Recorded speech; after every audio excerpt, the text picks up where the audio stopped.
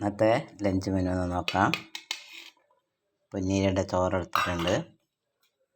വാഴക്ക carrot തോരനാണ്, രണ്ടും കൂടി mix ചെയ്തുണ്ടാക്കിയതാണ്. ഇനിയുള്ളത് ഒരു പപ്പടം, പിന്നെ മധുരച്ചീരത്തോരൻ, പിന്നെ പച്ചപ്പാവക്ക വറുത്തത്. ഇനിയുള്ളത് രസമാണ് എടുത്തിട്ടുള്ളത് ഒഴിച്ച് കൂട്ടാനായിട്ട്. പിന്നെ ഇത് ഇന്നലെ പഴുത്ത പാവക്ക അച്ചാറിട്ടതാണ്. ഇത് വളരെ ടേസ്റ്റി ആയിട്ടുള്ളൊരു അച്ചാറാണ്. ഇതിനെപ്പറ്റി ഇന്നലത്തെ വീഡിയോയിൽ ഞാൻ പറഞ്ഞിട്ടുണ്ട്.